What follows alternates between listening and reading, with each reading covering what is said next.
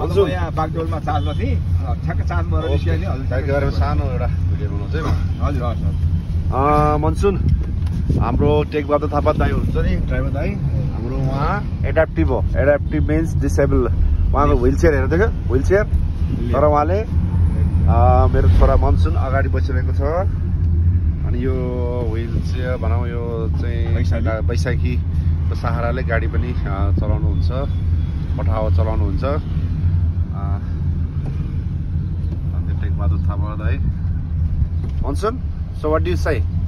we have to work हैन we have to respect work okay हैन त्यहाँ हेर तिम्रो साइडमा दियो यता हेर न छोरो what do you say okay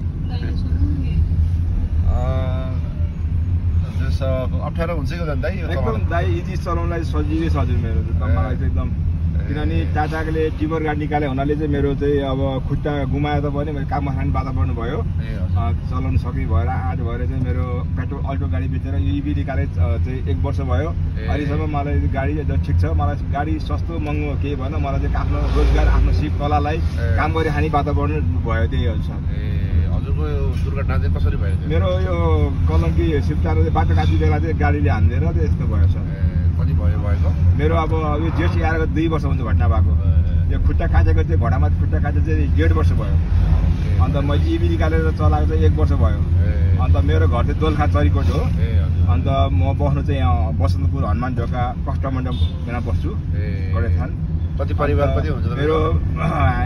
छोरा 2टा बुहारी छ नाति छ 1 वर्षको अन्त हामी 6 जना परिवार अहिले र पहिलाको जस यो कमाइमा कतिको छ एकदम ठिक छ म अफलाइन गर्दिनँ अनलाइन गरेर म दिनमा 5000 6000 नर्मलको यति कमाउँछु अब त्यति चाहिँ अब 1500 खर्च भयो भने 4000 4500 त राम्रोसै पर्छ मलाई हजुर आफ्नो यस्तो शारीरिक संस्थाको बावजुद पनि यसरी काम गरिरहनु भएको छ तपाईँ सबैजनाको लागि प्रेरणाको स्रोत हुनुहुन्छ अन्त मलाई कस्टमरहरू पनि तपाईँ यस्तो अपाङ्ग अक्षत भएर पनि लगानी गरेर काम गरेर खानु भएको छ तपाईँ धेरै साहसिलो तपाईँ धेरै आँटिलो मान्छे तपाईँ यता आँट गर्ने मान्छे रहेछ भन्नुहुन्छ अन्त उहाँले पनि दया मायाले 150 जति 550 उहाँले दिनुहुन्छ ओके थ्याङ्क यू भन्छु थ्याङ्क यू टेक बहादुर थापा दाइ जस्तै गरिरहनु होला तपाईँ सबैजनाको